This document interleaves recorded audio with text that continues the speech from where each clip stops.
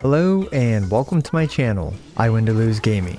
Mavuika is a character that seems simple on the surface, but actually has some epic and fun combos for you to do. In today's video, I will teach you some combos, general optimizations, as well as how to get 3 additional melts with Mavuika and Citlali.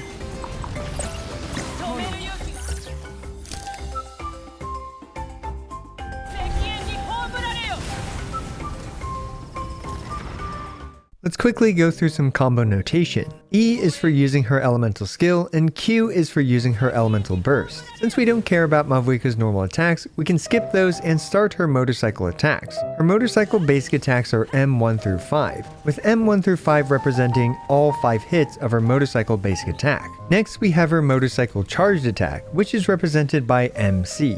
The final attack of her motorcycle charge attack is represented with MCF. For example, 8MC MCF is 8 motorcycle charge attacks and 1 motorcycle final attack.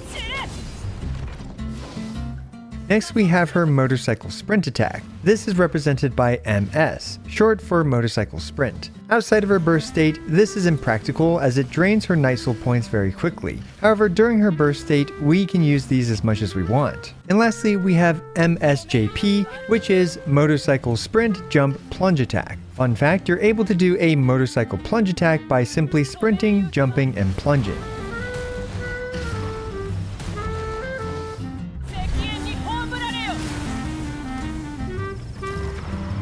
Now for the following tests, here is my Mavuika's build. She has an Elemental Mastery timepiece. It's worth noting that these combos favor an Elemental Mastery build more than an attack percent build. Let's start off with some basic melt setups with Citlali, and we'll be doing this rotation over and over.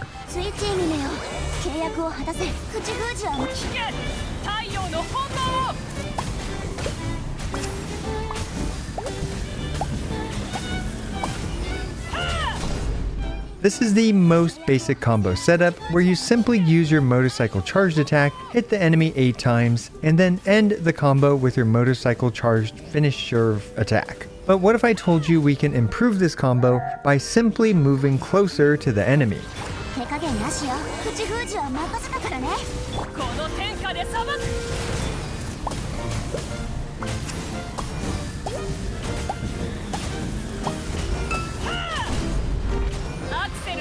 At point blank, you'll often, but not always, but often, be able to actually squeeze out the 9th charged attack. This 9th charged attack leads to a modest but non-negligible 3.71% increase to Mavuika's damage and is done by simply being near the enemy. However, we can go even further beyond with Citlali. Notice how her donuts apply pyro on the 1st, 4th, and 5th hits of her charged attack. Because of pyro being applied on both the 4th and 5th hits, we overwrite Citlali's cryo application, so what can we do to actually incorporate even more melts?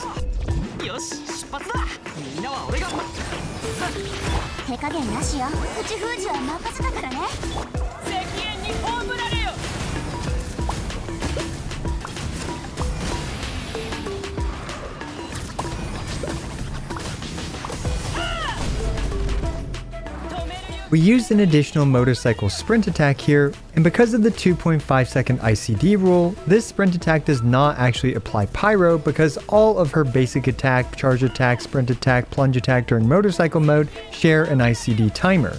Then by waiting until the enemy has cryo on them and roughly waiting for the next tick from Citlali's skill, we can start making donuts again. After making 4 more donuts, we can release the mouse button or just naturally run out of juice outside an island to finish the combo with a final melt. Yes, there are 3 additional melts to this combo, which led to, well, a rather modest 7.64 increase to the original 8 donut combo. Not the biggest gain because of all the buffs dropping off by the end of the combo, but we can still do a bit better than this. Here is the final combo.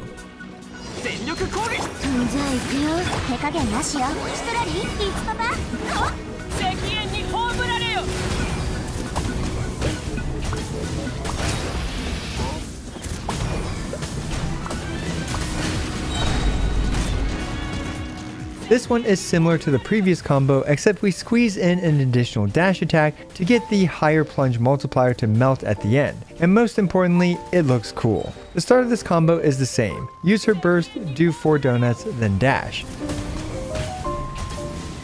However, now we have to use her skill and intentionally miss the enemy, thus avoiding applying pyro onto the enemy. This allows us to use 4 more donuts and then do a motorcycle sprint plunge to end it all with the stylish plunge melt. Why do we whiff the skill on purpose? Because outside of Natlin, you don't have enough juice to get that final plunge attack. Anyway, this combo ends up increasing my Mavuika's damage output by a total of 11.47% in comparison to the standard 8 donut combo. Still, it's absolutely worth keeping in mind that you also generate 5 less particles with this combo. Admittingly, these are all pretty modest gains, nothing like an insane 50% more damage or whatever, although the more elemental mastery you have, the more these combos will improve your damage. Still, I mainly wanted to share these combos with you all for you to start experimenting and improving on these combos, and more importantly, to have fun with the hectic and chaotic combat that Mavuika is capable of.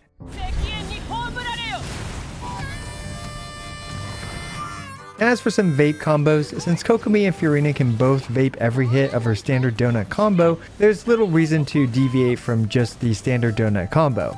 Although one bit of additional advice which I find interesting is that you can actually end many combos with a motorcycle sprint plus plunge. And the reason why this works pretty well is because the motorcycle sprint and plunge actually still do very solid DPS even after Mavuika's burst state ends. As we can see in this chart, I've bolded the 2 MV per seconds, and we can see that the motorcycle sprint as well as the motorcycle plunge having significantly higher MV per second numbers in comparison to the rest of her kit, at least outside of motorcycle burst state. But if we look over to these next 2 columns, which are 200 fighting spirit, we can definitely see that the motorcycle charged attack, just the simple spin to win, has the highest MV per second, which is why we are spamming that attack for the most part. However, if you're using Xingqiu or Yelan, you can cancel her 5th motorcycle basic right when the animation starts with her motorcycle sprint attack in order to improve the overall total damage multiplier output by a significant margin.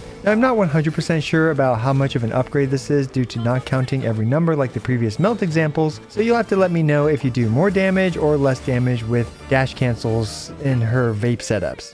Now, there were a couple additional pain points I've seen from Mavuika in the comments, namely, why is it sometimes difficult to melt?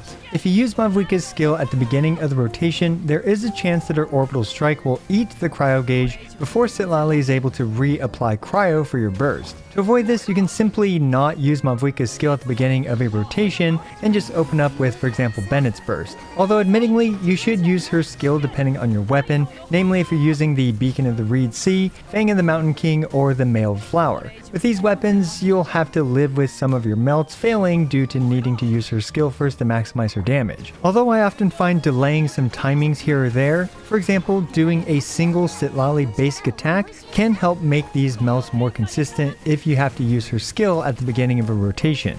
The next tip I have for using Mavuika with Citlali is honestly a bit based on your ping, but you'll notice that I tend to delay my Mavuika's burst by a tiny bit. This allows me to immediately charge attack after the burst in order to more consistently melt the first charge attack. If you're too fast, your first charge attack will hit the enemy before Citlali reapplies cryo. Or perhaps with my ping, I end up missing that cycle, so I have to wait a bit. I'm not entirely sure, honestly. But yeah, hopefully these tips help you a bit with consistency.